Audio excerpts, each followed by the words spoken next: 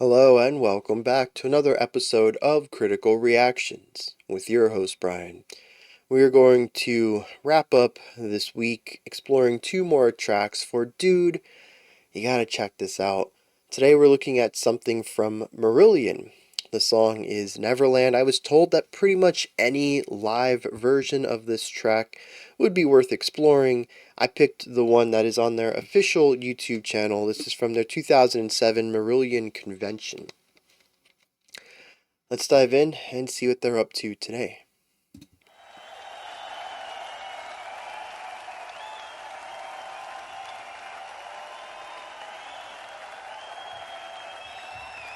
We're going to leave you with this song tonight.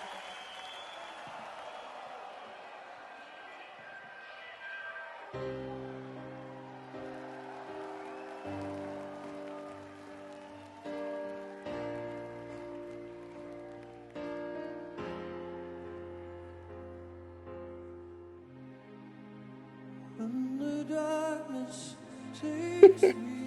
So we had that chord progression come in and they changed timbre on the chord. It's a very strange way to start that track. I mean, this is a beautiful section. Strange intro.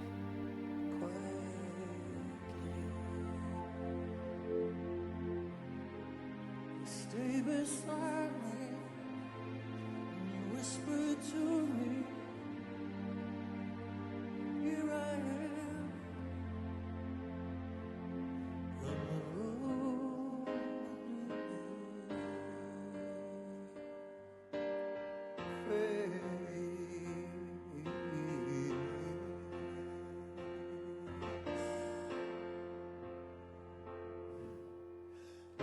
Some people think I'm something, well, you gave me that I know.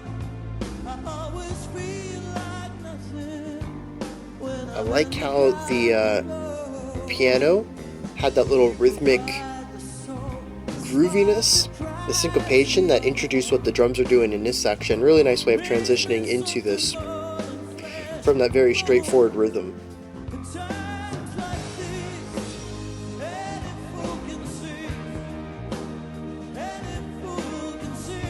Beautiful bass, fantastic balance between all the instruments.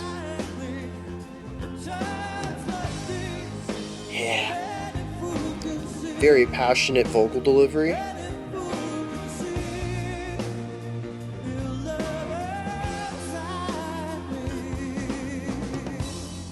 Yeah, pulling it back to a triplet feel on the drums.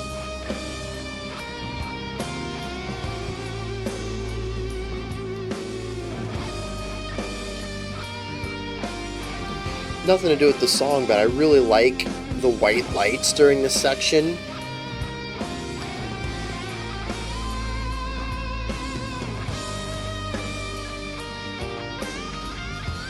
The bass doing a little thing there.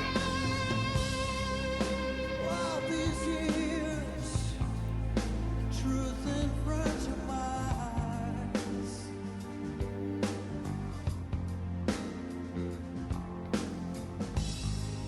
Well, I deny what my heart knows is right.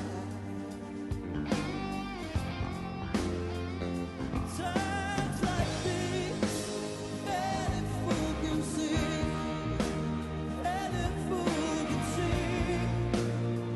your love inside. Oh, that bass line. Times like these, any fool can see, any fool can see, your love inside. Yeah, a lot of chord progression, simple rhythm. Even the vocal melody, as passionate as it is, a bit on the simpler side, and the bass just brings all this complexity in. I love it.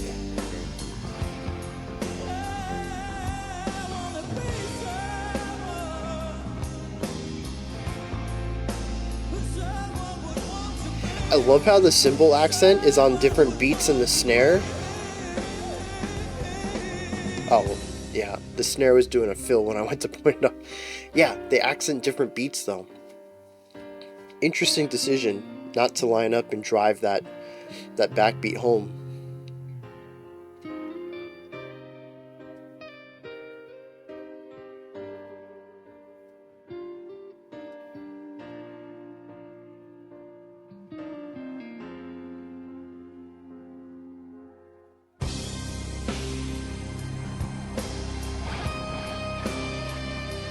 Pull in that reverb, let's make this big and epic.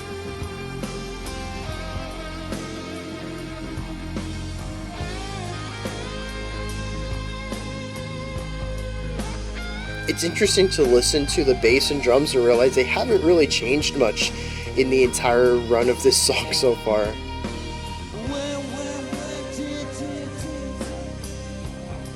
Oh, no reverb. He did that naturally.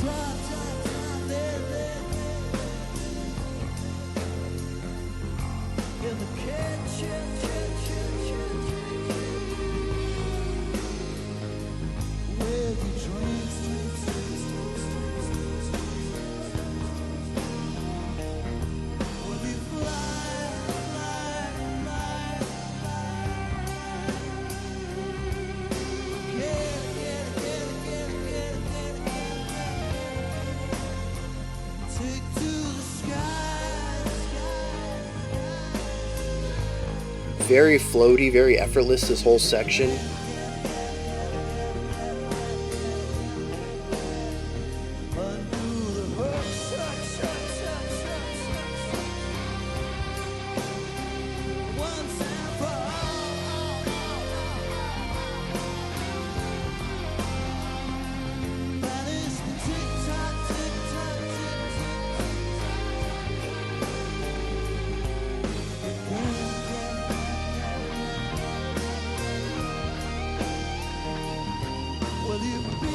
Yeah, very tasteful guitar lead.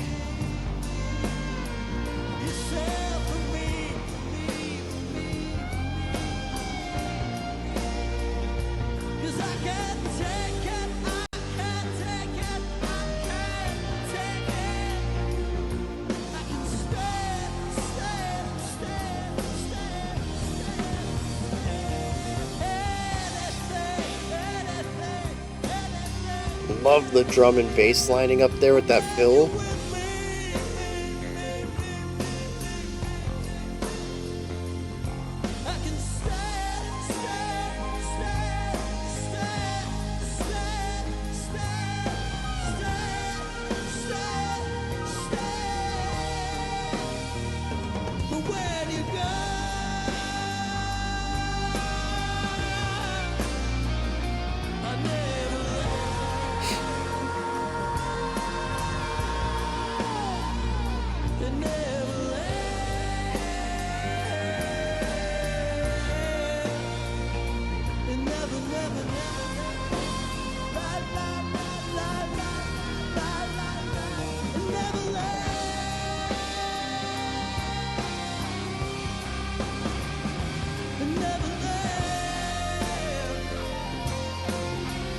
Oh, the twinkling on the keyboard.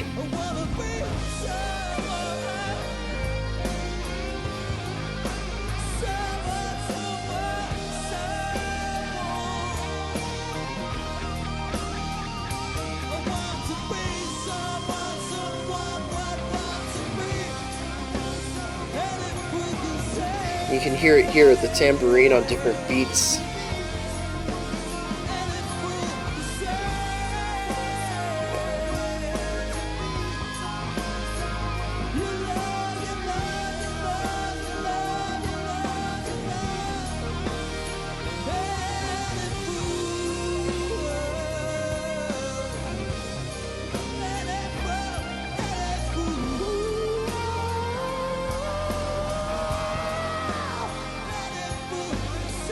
Interesting vocal placement on that last note. Very different timbre than what he has been using this whole time.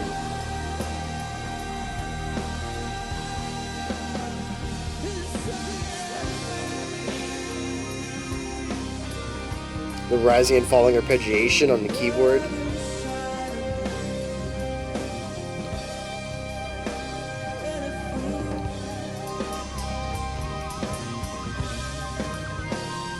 Where's the drummer going with this?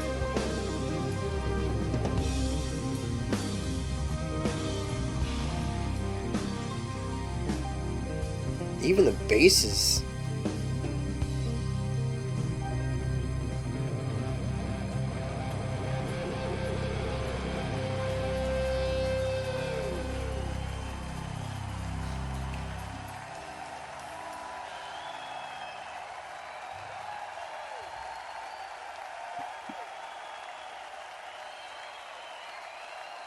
There's still 40 seconds left of the video, but I think the song's over. Yeah. Lovely song. I'm glad I was told to check out a live version, as I'll be completely honest, I think I would have gotten bored with that for a studio version. Being able to see them all perform and to have that extra electricity in the physical performance as well, I think adds a lot to it, especially being able to recognize some things that I would have originally thought were production, such as the vocal repetition, the echo that we had, and seeing that that was physically produced. I think that adds a lot to my enjoyment of this track. Um, and at least to me, it makes it easier to buy into it because there's like there's like 4 minutes of song here and then 6 minutes of that outro, and you really better enjoy what's going on with that outro because that's it for the rest of the song. And even that outro isn't entirely new, as I pointed out earlier, that the bass line and the drum pattern were very similar during it as pretty much everything that came before it. They really didn't change too much up as they were progressing through the song for those two instruments.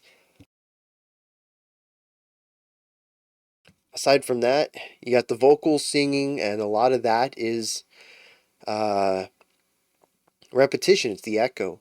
So the guitar has a solo consistently moving forward. There is movement to it. The keyboards continue to provide ornamental ideas, but there really isn't a lot of change in that last 6 minutes of the song. So like I said, you gotta be here for what they're presenting. Otherwise, I think it's very easy to find this to be boring or very repetitive. And as I mentioned, I think a studio version, I probably would have walked away from it saying, yeah, it's too repetitive for me. I could have done with it a bit shorter.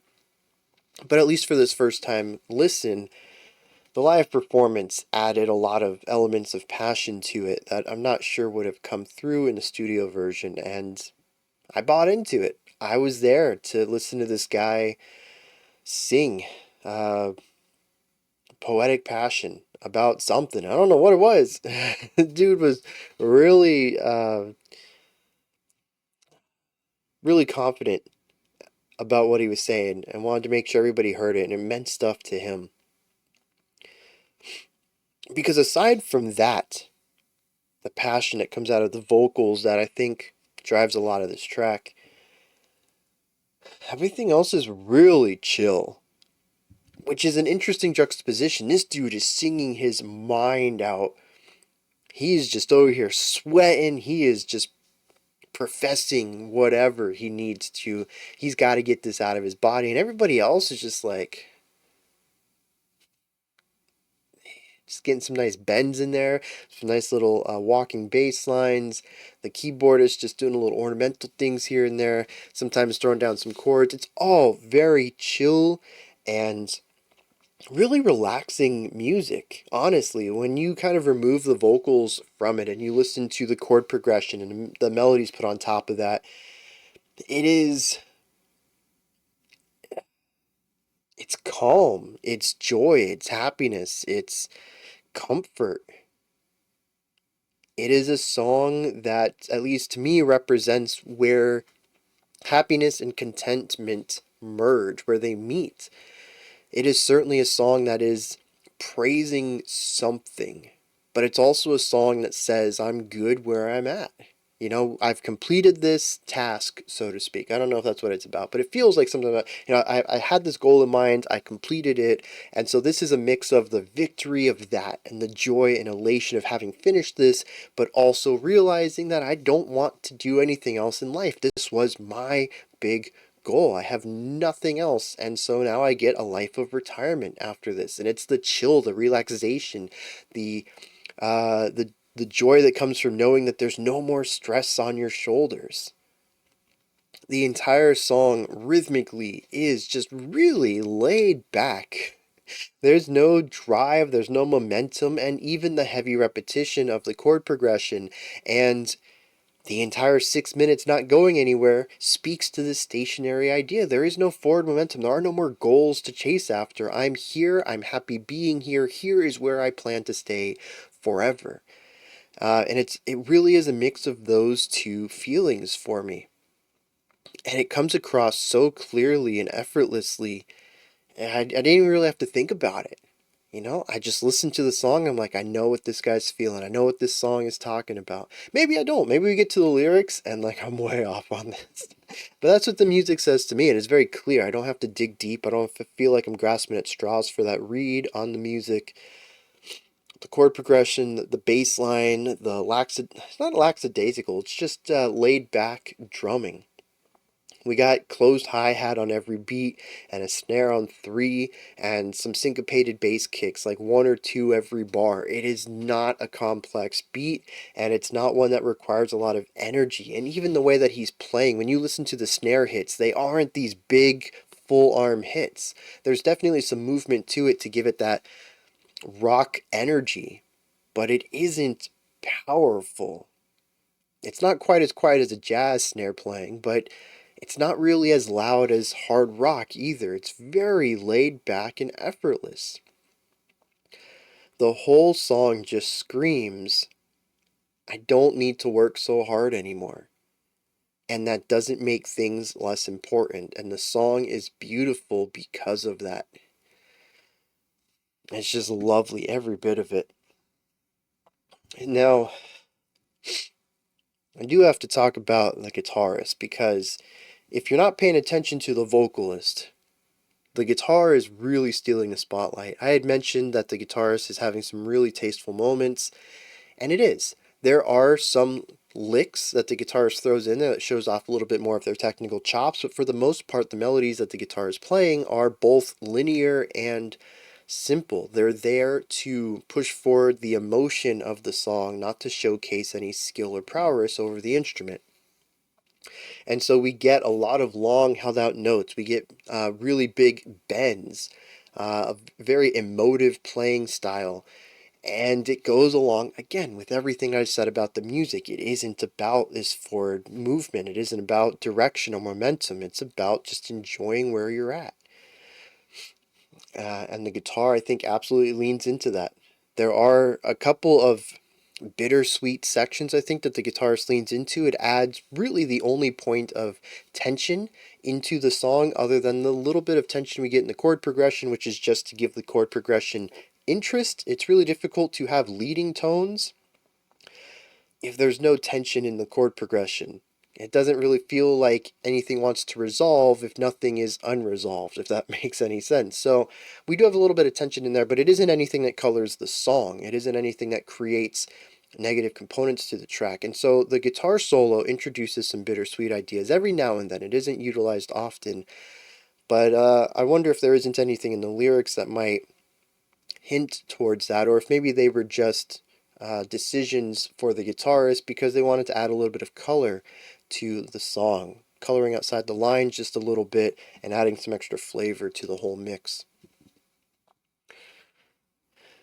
And yeah, I mean, I guess that pretty much wraps up the song.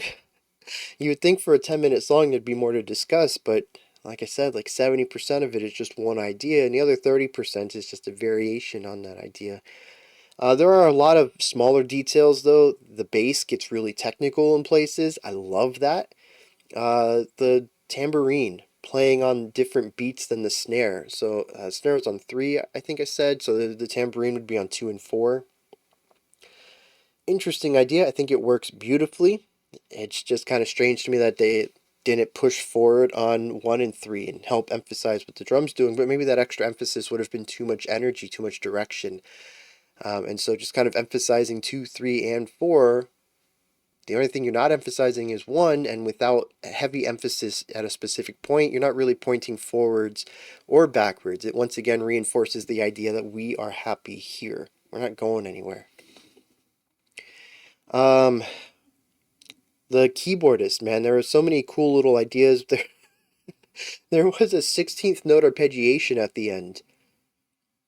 it was one bar of 16 notes, I think, and we went up and we came down halfway, and then the arpeggiation left. By the time I even noticed it and said, "Hey, check it out," it was already done playing. The piano just has a ton of really cool little embellishments like this, little ideas that blink and you'll miss it. The keyboard says no intention of sticking around with ideas for too long. It's, I want to paint a little brightness here. I want to add a little spark there, and that's it. The next moment's going to be different. And so that keeps the song feeling semi-contrasty, at least going forward, because every moment can be a little different than the last if the keyboard is just feeling spicy or not. There's just a little bits all over the place. The second, I think it was the bassist doing harmonized vocals, and then eventually doing a counterpoint to the vocals, bringing in the heavy echoed section while the lead vocalist went on to something else. Little details like that wrap up the section. Very cool. There is, as static as this section is, there is an evolution that goes on throughout the track, and I think that's another thing that helps it not feel as,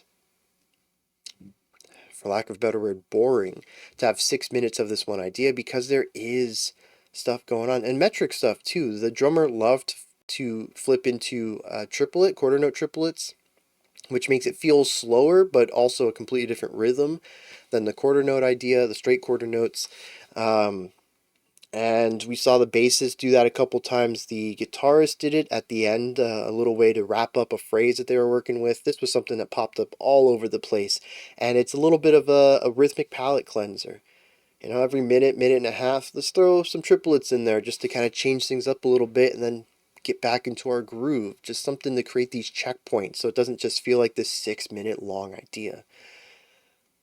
I think they do a great job of all of that. Plus, like I said, if you know the lyrics, if you're a fan of the band, if you're along for the message, I can see this being a very emotional track because the performance is very emotional. It's very passionate. Let me get into some lyrics here, see what's going on with that, and then we're going to wrap this one up. This is a song that acknowledges that the character in the story, possibly also the lyricist or the vocalist, again, I don't want to attribute any song that I read as something the lyricist or vocalist supports, but you never know. Sometimes people sing about themselves, right? So I just don't want to cross that line and maybe think that this isn't about something else. For all I know, this is a concept album. It has nothing to do with the band.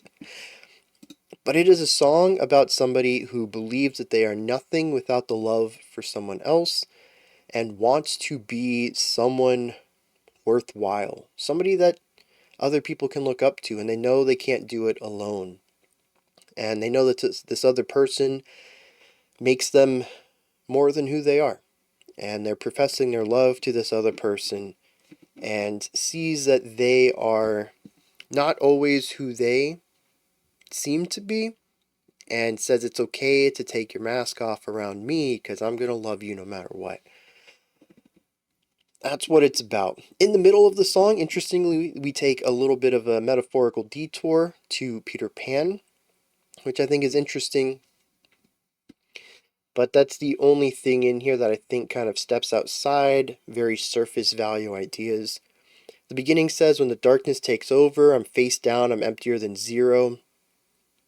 Some people think that I'm something, and you gave me that, because I always feel like nothing when I'm in the dark alone. It says, you provide the soul, the spark that drives me, makes me something more than flesh and bone. Again, the idea that this other person and their love for the main character here, for the narrator, it's what drives them to be better. There's a little bit of a chorus here, or at least a section that repeats some lines. It says, times like these, any fool can see your love inside of me. I want to be somebody who someone would want to be. So again, I want to be someone worth looking up to. From here, we go into the Peter Pan metaphor. It says, Wendy, darling, in the kitchen with your dreams, will you fly again, take to the sky again, undo the hooks once and for all, banish the tick-tock again. Will you be yourself for me, 'cause I can take it, I can stand anything. When you're gone, I never land in Neverland. Yeah, it's pretty clear what the song's about. It's not a really a deep track, and I think that adds to a lot of it. It is very surface level. Musically, it's very surface level, and I think that part of the things that I said about the music can certainly be applied to the theme brought to light through the lyrics here, and that this person found out who they want to be, and they have achieved that level, but they need somebody else to be there. They know when they're alone, they slip down. And so this song is very much about I'm happy in this place with you. I don't want anything to change that. Will you be happy in this place with me? And the song musically is very much about, hey, I've reached this peak. I'm happy here. I don't need to try to go beyond it. I don't need to find somebody else. You're it for me. And this version of me, who I am when I'm with you, I'm happy with. I don't need anything more than that. And so the music, the reluctance of it to move forward, of having any sort of momentum, I think a lot of that just works well in it. The twinkling twilight of it all, the beauty of the writing, the laid back of all of it, it makes the whole relationship also feel effortless. It might not be a real perception of the relationship, as most relationships require work, but it is a romanticized version of it, and that is, by definition, a bit romantic. So I kind of like the way all this comes together. Those are my thoughts. Marillion's Neverland. What did you think of this track? Is there anything that stood out to you? Anything you'd like to add on to what I said or correct me on? Maybe you just have your own thoughts, opinions, and perspectives about it. Toss all of that stuff down in the description box. Above that, oh my god, toss all that in the comments section. Above that in the description box, you'll find a link to Linktree. It takes you here. You can find links to my music, ways to support the channel, a link to the Discord server, and so much more.